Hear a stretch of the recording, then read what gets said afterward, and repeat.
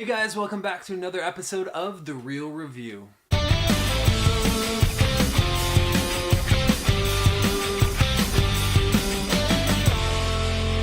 Today let's talk about Hacksaw Ridge. Hacksaw Ridge is based on true story about a guy who essentially joins the military while vowing not to touch a gun.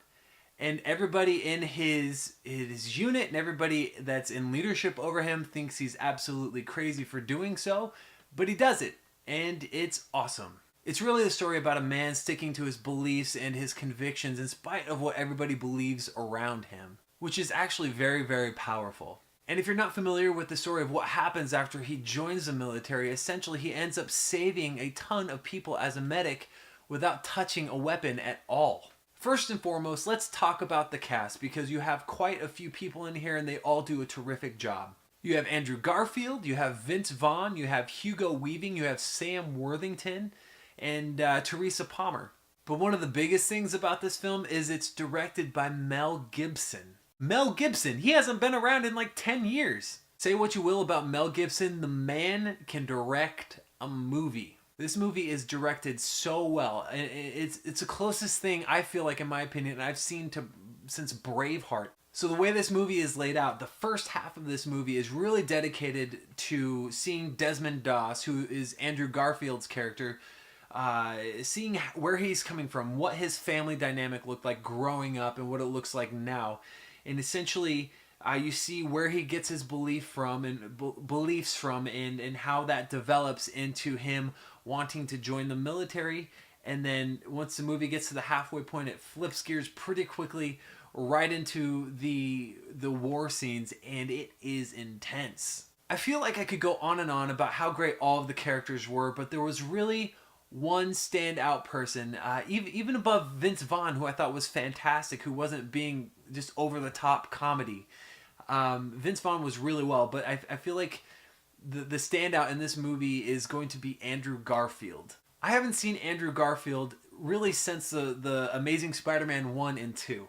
Watching this movie, I didn't know that he could act like this. He is incredible. He is incredibly believable. You could tell that he just totally committed himself to the role. And wow, I would be surprised if he was not nominated for an Oscar for this film. It is that good. I guess he's also in a Martin Scorsese movie coming up called Silence that actually looks quite fantastic and is getting great reviews. So there's a possibility he could get nominated for that as well, but I would honestly be surprised if he did not get nominated for this film. Another positive that I have with this film is just the sense of hope and encouragement that I felt leaving the theater.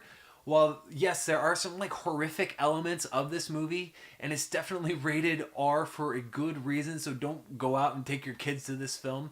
But I felt uplifted at the end of this film just from the example that Andrew Garfield's character played on the screen. In addition to that, at the very end of the film, you actually get to see real live interviews with a lot of characters that were in the film. The real Desmond Doss from an interview that was like 10 years ago, and a bunch of other people that were also portrayed in the film as well. And that is such a powerful thing. They did that in Sully earlier this year, which I really, really appreciated. And I'm really finding that I really enjoy that. And I think adding that just adds a lot of weight, and you're like, wow, this is real. This actually happened. And I walked out affected from this movie, and I think you will too. I don't have a lot of negative things to say of this movie. There is one aspect, or I guess one element I wish were different, and I'm not sure if it had to do with any of the editing process after the fact. I guess time will tell as we find out more about the backstory of this movie. It almost felt like it was two movies. The first half was like this kind of family drama, and then eventually in the middle point it just kind of turns on into a crazy war film, and it felt disjointed at times. It felt like, okay, there's two movies happening here, and they're both really good movies, but the middle part where they come together, it wasn't as seamless as you would want it to be, and that kind of was a little bit jarring, but once you got past it, you were totally fine with it. And that's really nitpicking, I think, probably on my end. Hacksaw Ridge was a great film. It's great to have Mel Gibson back. It's great to have Andrew Garfield in this movie. I had no idea he could do this. He showed glimpses of this in The Social Network, but in this, wow, just watch him. He is fantastic, and I'm going to give Hacksaw Ridge an A. I know it's a big score, but I really think it's worth it. If you get a chance to check it out, and if you feel like you can handle some of the war and the horrific war parts of the film, then yes, go check it out. If you have seen Hacksaw Ridge, let me know what you think about it. Comment in the section below, like this video, subscribe to my channel, and remember to keep it real.